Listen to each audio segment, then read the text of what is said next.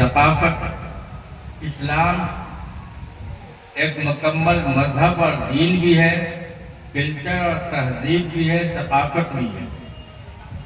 اسلام نے زندگی کے کسی بھی شعبے کو نہیں چھوڑا ہے، اور ہر شعبے میں جہاں انسان کو اپنی زندگی گزارنے کے لیے جہاں جن چیزوں کی ضرورت پڑتی ہے، ہر چیز کی رہنمائی کی۔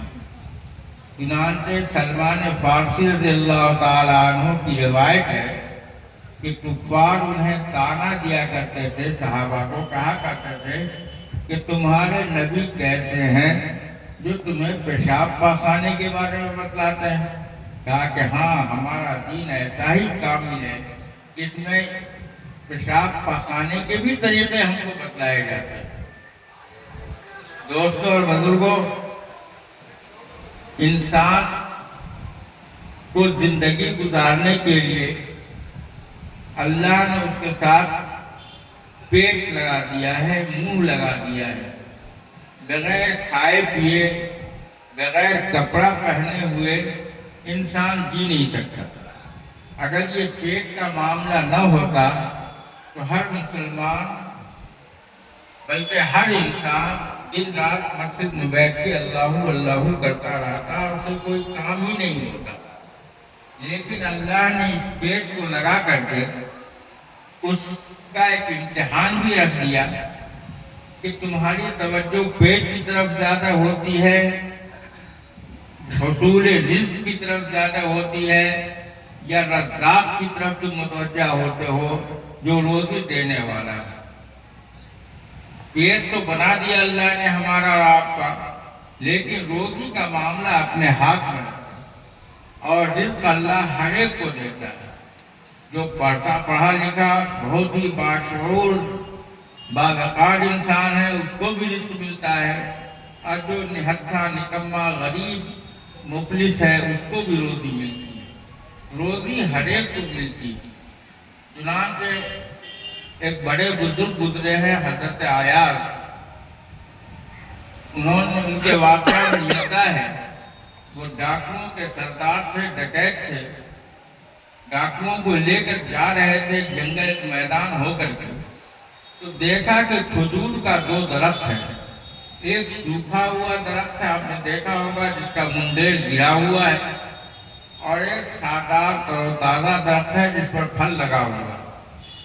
ایک کوا اس پھل والے درخت پر سے پھل توڑتا ہے اور وہ اپنے چونچ میں لے کے اس درخت پر آ کر گرا دیتا ہے جو سوکھا درخت ہے جس میں گڑھا بنا ہوا ہے۔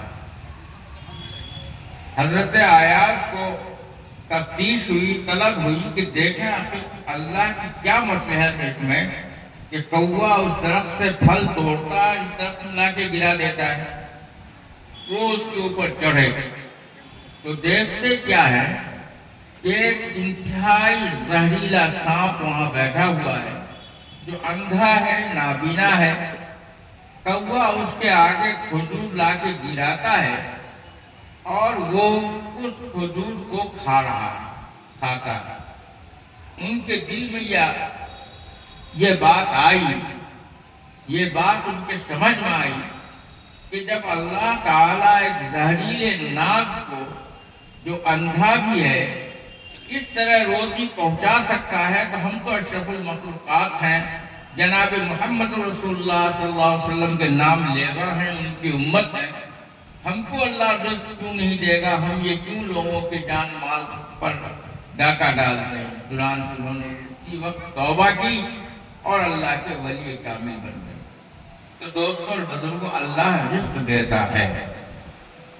اب یہ ہمارے اوپر ہے کہ ہم حلال طریقے سے رزق کو حاصل کریں یا حرام طریقے سے۔ یورپ نے جو چال چلی، کیونکہ اسلام نے حلال رزق کے اوپر سب سے زیادہ زور دیا، اور فتح مکہ کے دن آقا صلی اللہ علیہ وسلم نے مسجد حرام میں یہ خطبہ دیا، یہ بات سمجھائی قریشیوں کو، اپنے خاندان والوں کو اور سارے مسلمانوں کو کہ سود کو آج سے ختم کیا جاتا ہے اور سب سے پہلے میں اپنے خاندان کے سود کو اپنے پاؤں تلے رونتا ہوں اور اپنے چچا حضرت عباس کے سود کو معاف کرتا ہوں، ختم کرتا ہوں۔ اس طرح دنیا کو یہ پیغام دیا کہ اسلام میں سود کی کوئی گنجائش نہیں۔ چنانچہ اللہ کے رسول صلی اللہ علیہ وسلم نے قرآن میں بھی اس کا بار بار اعلان کیا گیا ہے کہ جو سود کھاتے ہیں وہ اللہ سے لڑتے ہیں، لڑنے کے لیے تیار ہو جائیں، اللہ اور اللہ کے رسول سے جنگ کرتے ہیں۔ یہ اتنا بڑا گناہ کا کام ہے۔